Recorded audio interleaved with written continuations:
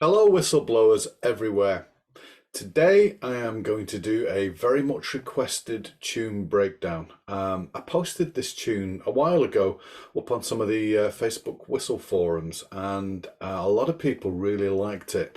And quite a few people have requested that I do a tune breakdown of this lovely waltz. It's a tune called If Ever You Were Mine. It's one that I've played for many years and I've played it at many different occasions, mostly weddings, but I have played it oft times. It's a great waltz. It was composed by Maurice Lennon, and yeah, it's just a lovely tune. So as usual, I'm going to start off. We're just going to do a really sort of fairly basic version. Notes which are the same, I'm going to separate with cuts for now. We're going to put a few little ornaments maybe in the more advanced version, but for now, we're just going to do a fairly simple, straightforward version of this tune. So I'm going to start off by playing it through at 60 with a click, and then we'll do a little bit more about the phrasing. And again, we'll talk a little bit about breathing as well. So here's the tune, If Ever You Were Mine. So my click is set to 60, which is pretty slow. Eventually you might want to play this a bit quicker, but for now we're going to keep it at a very slow, sort of measured pulse. So here we are. I'm going to play it through using my Chai Kong whistle, which is always a pleasure to play. So I'll play it through with this. Yeah, here we go. 1, 2, 3, 1, 2.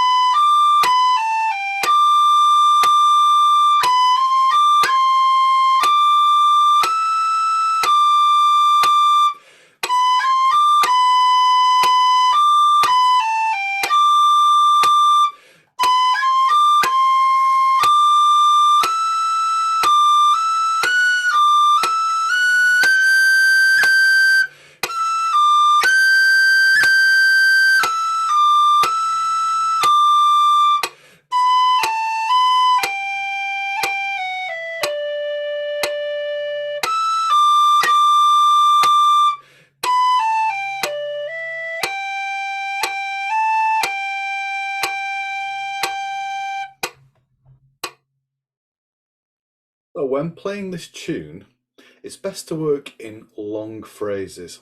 Okay, so I'm doing pretty much all finger articulation, so I'm getting note separation by using cuts. If you want, you can use tonguing, it works just as well, but I prefer the more flowing sort of way of getting that note separation by using cuts, and it's kind of a bit more of a traditional way of doing things. So if we have a look at the first part and the first phrase, yeah, it starts on an anacrusis, which basically means it starts on a beat which is not the first beat of the bar. So it starts on beat number 3. So it goes 1, 2, 3, and. So when I count 1, 2, 3, 1, 2, and then we come in on 3 and on what's called an anacrusis. Yeah. So let's have a look at that first phrase. 1, 2, 3, 1, 2. Oops. Let's try that again. 1, 2, 3, 1, 2.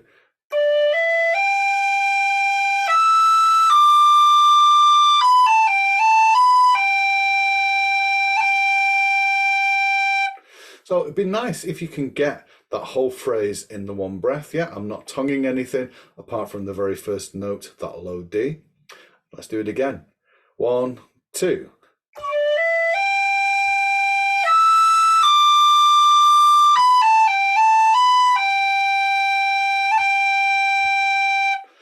Then I'm going to take my breath and do the next phrase, which will go up to that long D on the second line. So it's going to go 1, 2.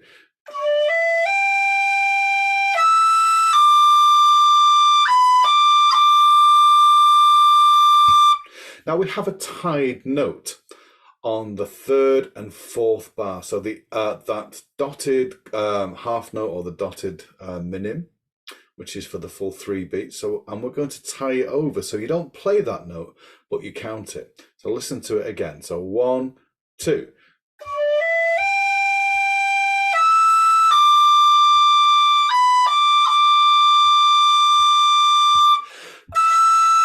So you're counting, holding that for 1, 2, 3, 1.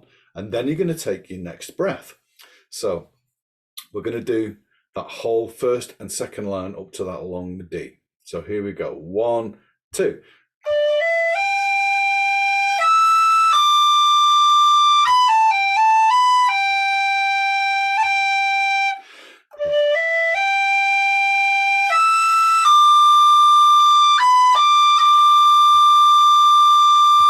Yep, 1, 2, 3, 1. Breathe. Okay, so the next part.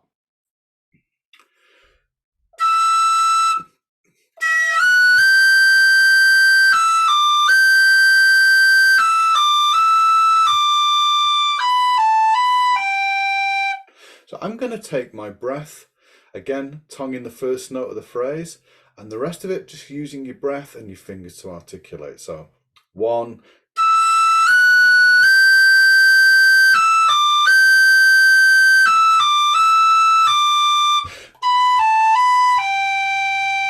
now, if you can't get to that G, then you can take your breath after that long D on the third line. It all depends on the speed that you're playing it. Okay, so let's try again, getting that third. So if you want to breathe after the D in the third bar, or even after the G, if you can get to it in the fourth bar. So here we go. 1, 2, 3, 1.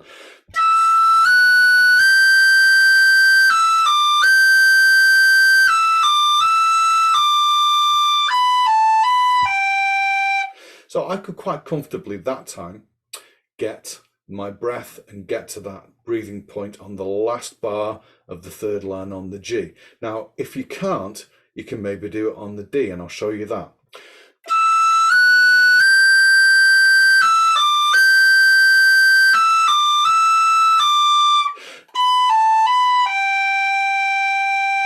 Okay, if you need to breathe there, then that's fine. And so the last phrase.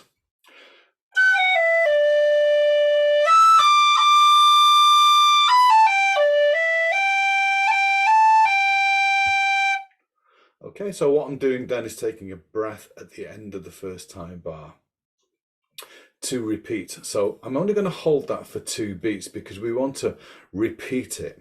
Yeah, so What you need to do is hold it for 2 beats, get a little breath in, or hold it for 1 and a bit beats, get a breath in, and then repeat the anacrusis. So it's, if you notice, it's only 2 beats. There's no dot because our third beat is made up of the 2/8 notes at the beginning. Okay, so when we repeat that, we go to the first time bar and then play right from the very beginning. Okay, so let's try the whole of that first part. So 1, 2, 3, 1, 2.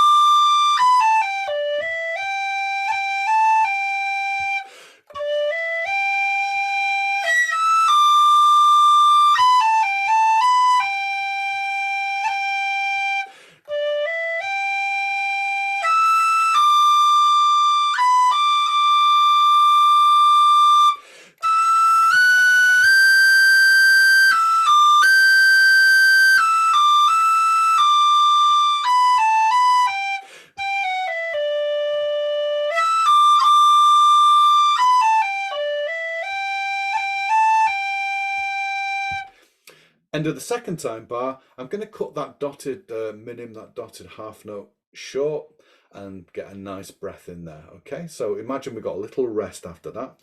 You can take a nice breath, which leads us onto the second part, which starts at line 5. Okay, let's go from line 5. So we have this dotted rhythm. Da, da, da, da, da, da.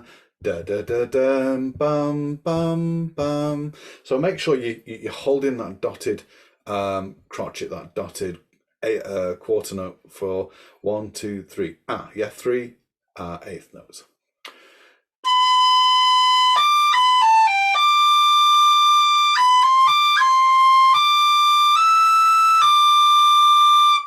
Okay, so that's my first phrase.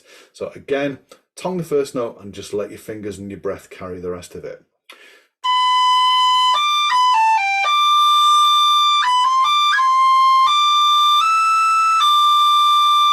That's my first breath. So taking a breath, we'll move on to the next section.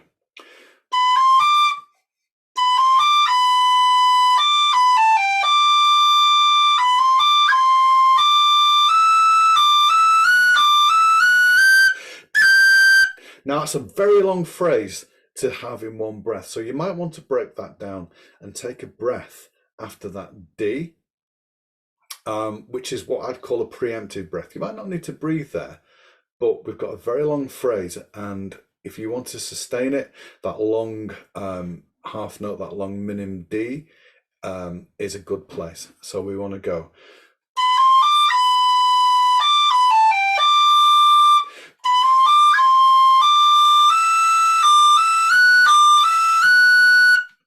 Yeah, and then I would carry that phrase on, da, da, and then take a little breath after the second G on the second to last line. So let's try that phrase again.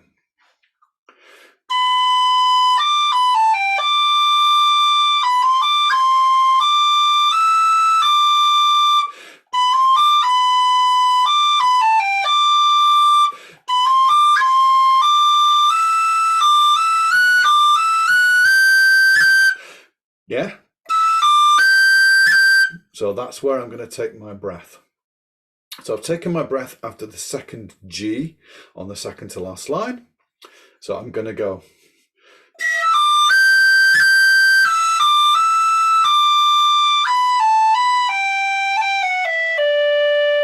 And they're separating the two G's by using a cut. Yeah.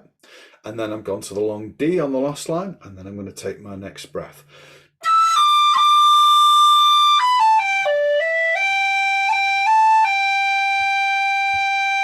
And then again, take a breath at the end of the first time bar. Okay, so let's try the whole of that B part. Nice and steady. 1, 2, 3.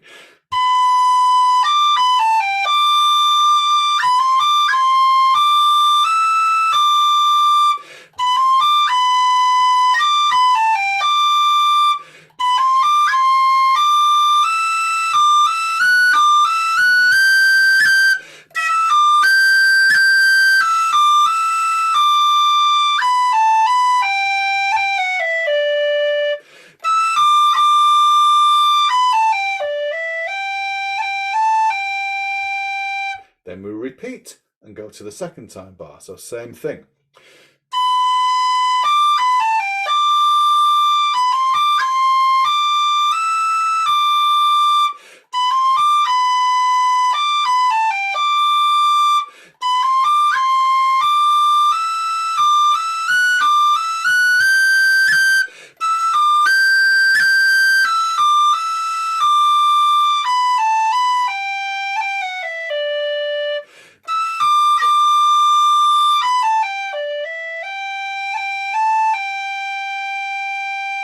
So that's where I would breathe at that speed. If you're playing it faster, then you may not need to breathe as much and you may be able to extend those phrases. But again, the rule is you don't want to breathe or snatch a breath in a place that's going to displace the time, displace the tempo, yeah?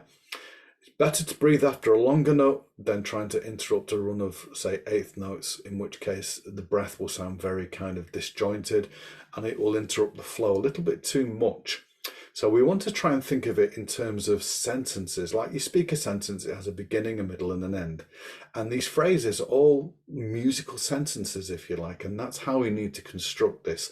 And the breath is the punctuation. So what we're doing is we're using our breath almost as the punctuation marks as we do in speech. So if I'm reading, say, like an extract, I will have a sentence and then I will pause and then I will pick it up again. Now, if I'm pausing in a strange place, an odd place, then my speech will sound disjointed and it won't flow.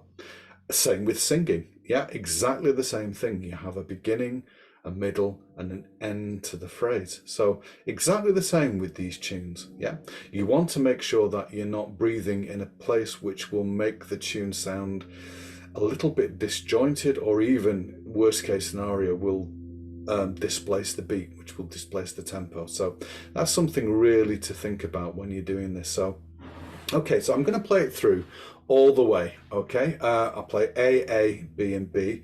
I'll do it a little bit quicker than 60. Yeah, let's do it at 80, which is quite a reasonable tempo. So this is the count: 1, 2, 3, 1, 2. 2, 3, 1, 2.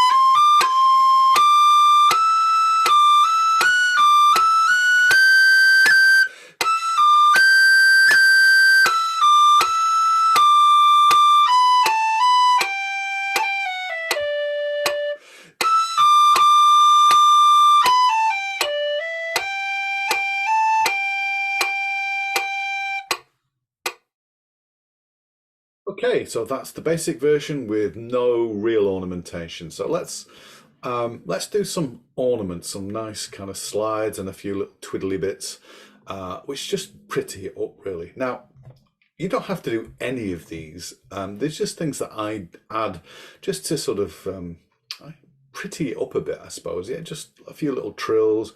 I do add couple of little ecrans, and some slides and some cuts. So nothing too spectacular, but I'll show you what I do, and then you can choose if you would like to have a go at doing this, or if you don't like them, simply don't use them. Just play the tune as it is. It's a great little tune. Some may say it doesn't need prettying up, but I just like to do it. It gives me a little bit more entertainment, should I say, rather than just playing it through straight. So, a little thing when you whistle clogs, yeah? As mine has been doing for some reason today. I'm on a cloggy day. All I do is just give it a shake like that, yeah? If you can't, you don't want to spray members of your household or your pets, just put your finger over the windway and just give it a good swift blow, and that usually clears the clog, yeah? These whistles, by the way, very rarely clog. They've got, I don't know if you can see that, but they've got a curved windway. Yeah, there. And that, like the MK whistles, that prevents clogging. So there's hardly ever clogs, but for some reason today, I think it's there's a lot of moisture, so it's clogged once or twice. But anyway, doesn't normally do that. Great whistles, by the way, Chai Kong whistles. Here we go. So from the top, I'm going to show you what I do. So immediately from the anacrusis, do a little slide. Now I do what's called a cut slide. So I cut the note and slide. So I'm cutting on the F, but sliding immediately up to the G.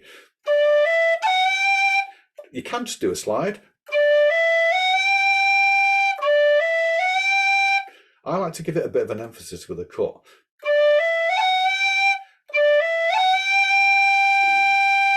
So when I get up to the E, I like to put this little cran. It's just middle, index, middle. Da, da, da.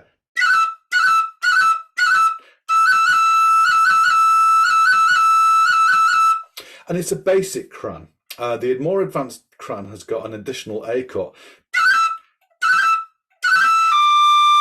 You can do either. You can either do the middle, index, middle, or the middle, index, middle cut.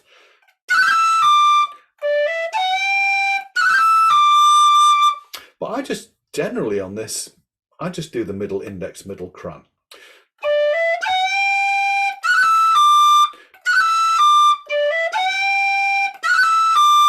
And of course, I like to tongue that. You get a nice clean transition then if you go from the G, tongue the cran. You can do,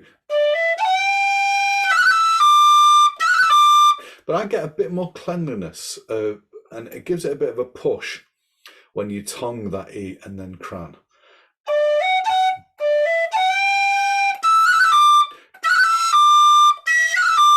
So you're going da da da.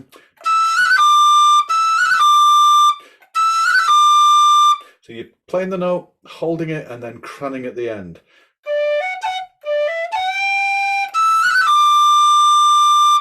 And then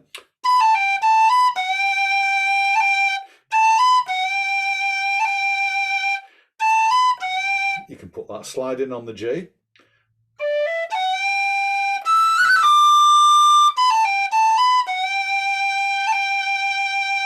And I'm doing a bit of finger vibrato. And what finger vibrato is just flattening the G. Now you can use this one finger, or you can use two fingers, or you can even use your whole bottom hand.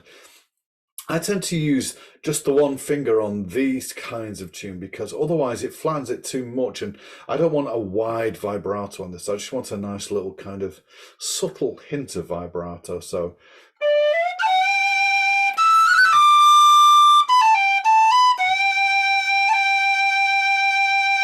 yeah, just subtle. So the next thing, same again.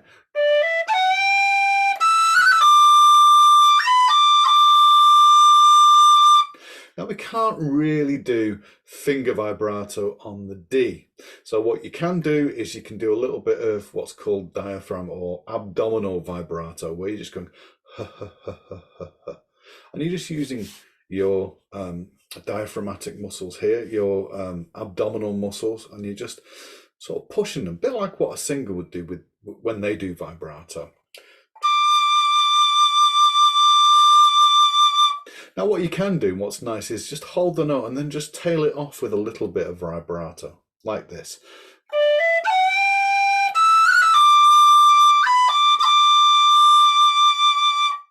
Yeah? So the next phrase, so there's that cut slide again, but in the upper register.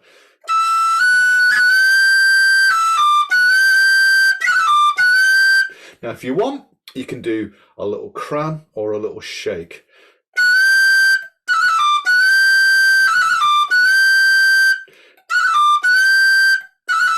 So I like to again tongue the note which I'm going to ornament. Now a shake is just a little trill.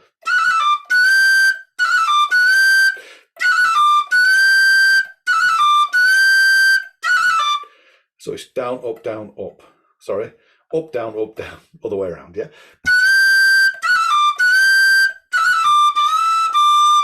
Yeah. Now, again, you can use the cran or the same method of the cran, middle, index, middle, and you can get, I tend to get a cleaner kind of trill sound.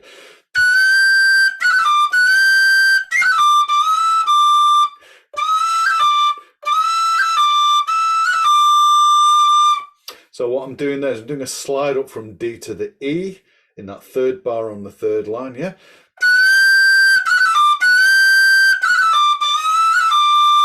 And then putting a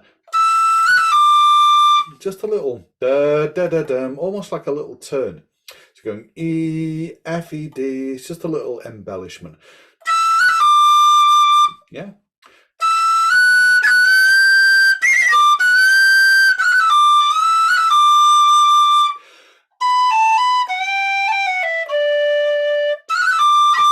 And then again on that little, putting that little cran on the E. Yeah.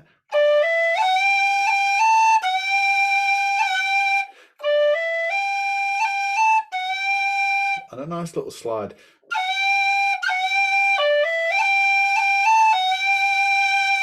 Slide up to the G. So let me play the whole of the A part with my twiddly bits. And again, optional, don't have to use them. If you don't like them, don't use them. Simple as that. Here we go.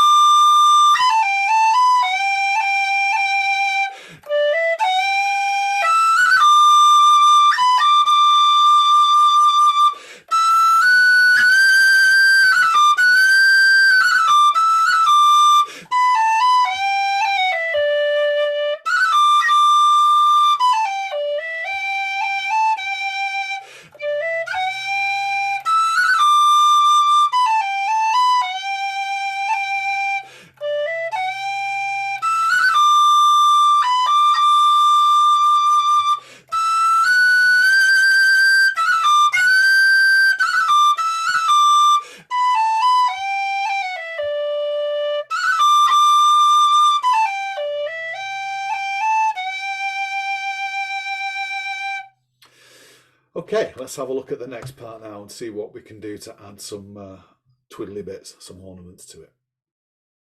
Okay, so we're halfway through. We're going to pick up at line 5 and have a look at the B part. So I'm going to clear my whistle, which I sometimes forget to do. Here we go. So again, I'm going to start off with a nice slide off the A to the B. Now, which way you slide is up to you. I push forward and lift. You can drag and lift.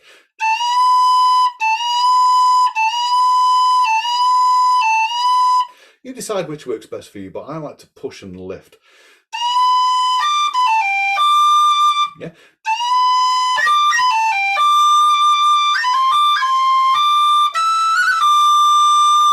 Again, put that little cran in. What you can do, you can either put that little cran on the third bar on the E, or you can go. You can put that little da da da da Yeah, I'll show you both ways. So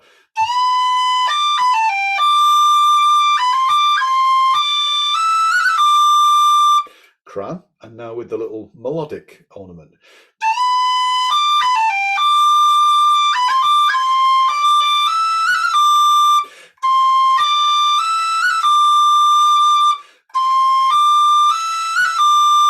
Cran.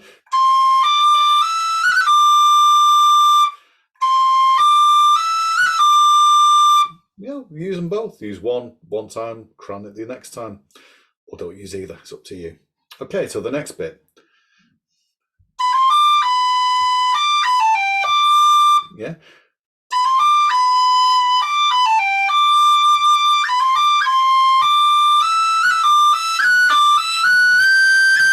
So there we had that same twiddle on the E, twiddle it or cran it, yeah. Yeah, I'm putting a...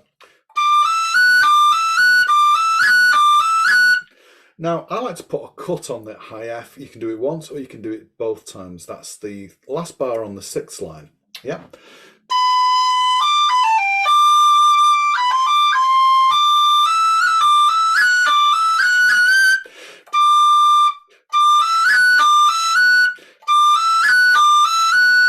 Yeah, I think probably I would just do it on the 1F. I think adding the 2 cuts is kind of putting the emphasis on a weird beat, on the last beat of the bar. So I would be tempted not to cut the last F, but just the first one. So, because we've got the cut there as well, yeah.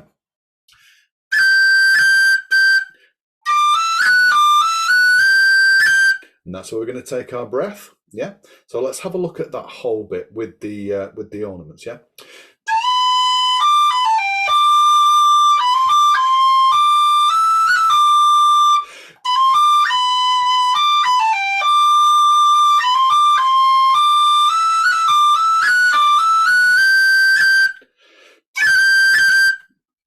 Now, if you want, you can put a short roll on the G. Yeah, I would do it on the first one because after the second one, we want to breathe. So I would go.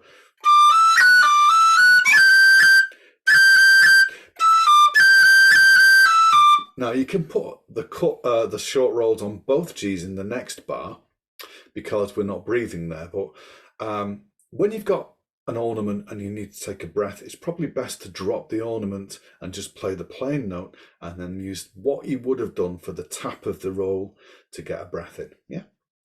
So if you want to get really fancy, you can do what's called a double cut short roll. So what we're doing is cut with the top finger, cut with the A, and then tap.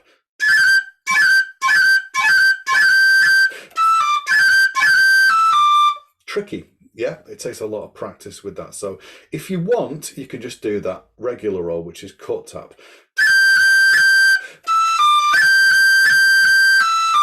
Now, if you want, I cut with that, tap with that, but you can cut with this finger or with this finger. Or I do this, I use this finger, but you can use this finger or even the top finger. Now with the double cut short roll, we're going cut, cut, tap, cut, cut, tap. So you have to use this top finger, this finger, and then tap. You're adding an extra step.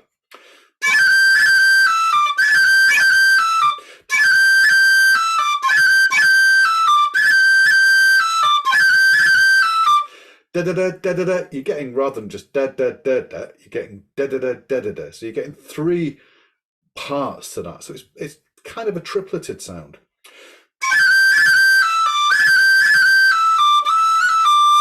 Again, you can use the crown or just that.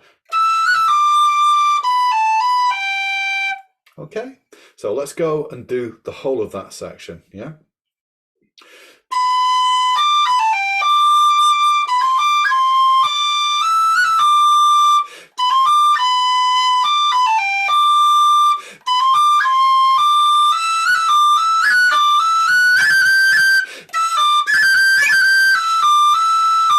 Yeah. can breathe after the G on the last bar on the second to last line, or if you like, you can continue to the D.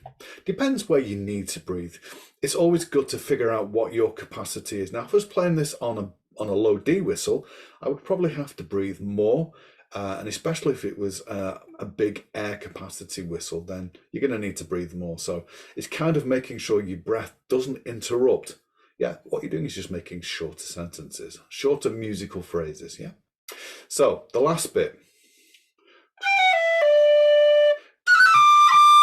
Again, you can put that little twiddle.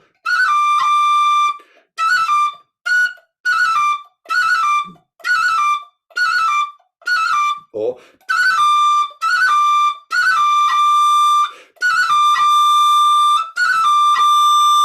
and then to finish off,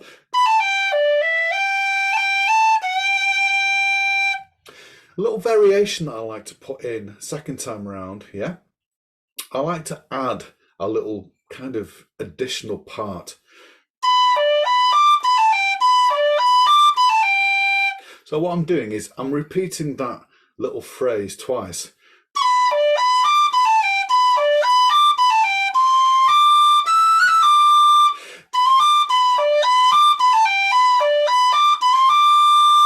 So I'm departing from what's written down, and I'm doing a little bit of it's not improvising, but it's a little bit of changing things up. It's a variation. And then again, for me, that just keeps it interesting, rather than playing the same thing both times. So what I'm doing is,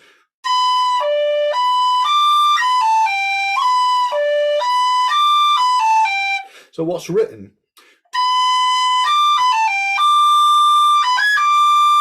and what I do as a variation,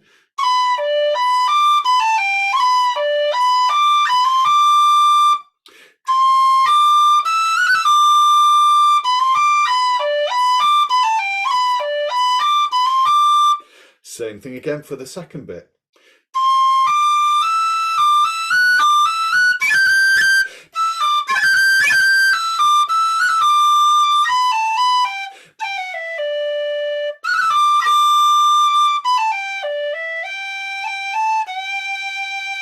And again, if you can think of your own variations, yeah, as long as you're not departing from the form or departing too much from the basic melody, by all means, add some variation. It just makes things more interesting, certainly as a player, rather than playing it through the same way twice or three times or four times or however many times you're playing it. Because I've played this tune so many times, I get bored playing the same thing every time. So I like to add a little bit of variation. Sometimes these are things which I've got in the back of my mind, which I think, yeah, that sounded nice, I'll do that again.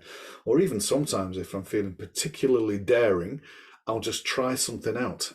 Obviously not in front of a paid audience, but when I'm practicing things at home, or even if I'm doing a background gig, I'll sometimes go over the edge and just try adding a little bit of variation. More often than not, it works out okay. All right, so let's play this through. Let's do it at 90, which is a nice compromise between 60 and 80. So, oops, drop that to 84. There we are, 90. So, 1, 2, 3, 1, 2, 3. So this is the whole thing with the variation, yeah? 1, 2.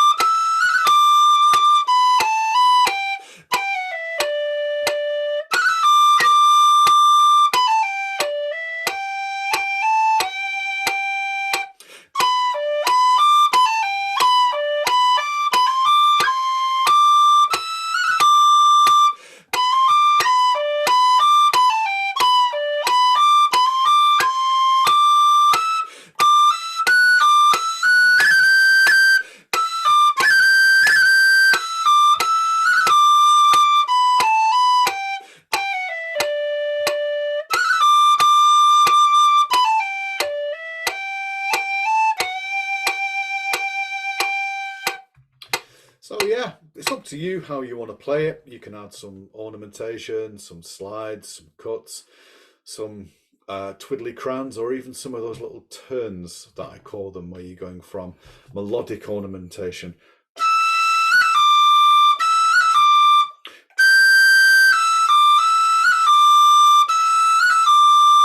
so you're just adding a few little grace notes, but these are all melodic apart from the crayon. These are melodic grace notes, which is different from what you would do in dance music, where the ornaments tend to be, or pretty much all, exclusively rhythmic. Okay, so that's about it with this one. If ever you were mine, hope you found it useful, this tune breakdown. Play it the way you want, and play it with as much or as little ornamentation as you feel is suited to your style of playing. A lot of times we can over ornament stuff, we can add too much, and it's never a good idea to overdo the ornamentation. Rather, it's better to have none or very little than too much and lose the tune. And certainly with the breathing, make sure that your breathing doesn't interrupt the flow, and that the phrases are fairly balanced. We want to get kind of balanced phrasing if at all possible. So that's our tune breakdown, If Ever You Were Mine. If you found this useful, and I hope you have. If you have found it useful, it would be great if you could subscribe to my YouTube Whistleblowers channel. If you've got any comments or any suggestions, then if you could leave them in the comments below, that would be great. I'm always open to the idea and love to hear your requests for tune breakdowns, or anything that you're having trouble with, anything on technique or breathing, whatever the issue may be. If you want me to do something, a tutorial on that particular subject, then by all means leave me a comment and I'll see if I can get around to it. So thanks very much for sticking with me through this tune breakdown, and as I said, I'll be back shortly, well, fairly shortly, hopefully, with either another tune breakdown or a tutorial on whatever, various techniques or something that somebody's struggling with. Yeah, so there you go. And happy whistling, folks. Hope you enjoy this tune, and I will see you all very soon.